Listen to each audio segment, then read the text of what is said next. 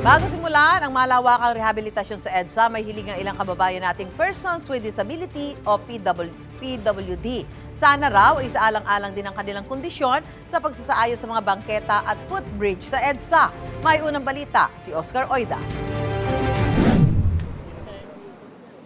Tuwing bibiyahe gamit ang EDSA busway station sa Kamuning, hirap ang 61 anyos na PWD na si Mang Romel.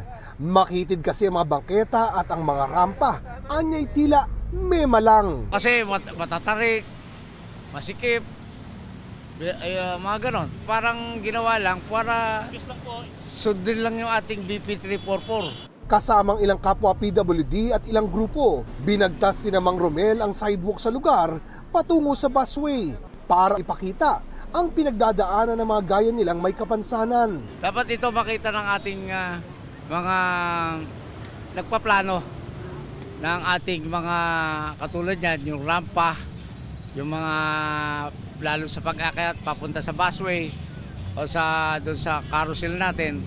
Dapat unahin yung safety. Hirap silang umakyat sa footbridge na walang elevator. Hindi pwedeng direksyon ganyan, dapat isa-isa. Buti nga siya, nakapanik pa. Si Mang Romel sumubok pero hindi kinaya. Madalas umaasa siya sa malasakit ng kapwa. Pag nakitang hindi ako makakakyat, tinutulungan ako, bubuhati, pero nakakatakot, dapat nakakaalam. Alam niya i-handle ang isang wheelchair user. Sana yung mga ganitong overpass, meron pong elevator o kaya pag doon sa bandang taas na doon, meron pong walkathon para po hindi po kami mahirapan na PWD. Hiling ng bago nilang grupong Partnership for Inclusion, Accessibility and Safety in EDSA o PIASE. Dahil i-rehab ang EDSA ay makasama po sana kami sa kukonsultahin. Nanghinga namin ng pahayag, wala pang transportation official na available na humarap sa amin. Pero nitong manakarang araw ay napuna na rin ni Transportation Secretary Vince Dizon ang mga hindi gumaganang elevator sa busway.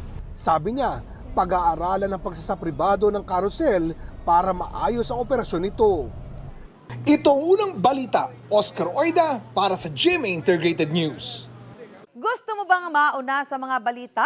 Mag-subscribe na sa GMA Integrated News sa YouTube at tumutok sa unang balita.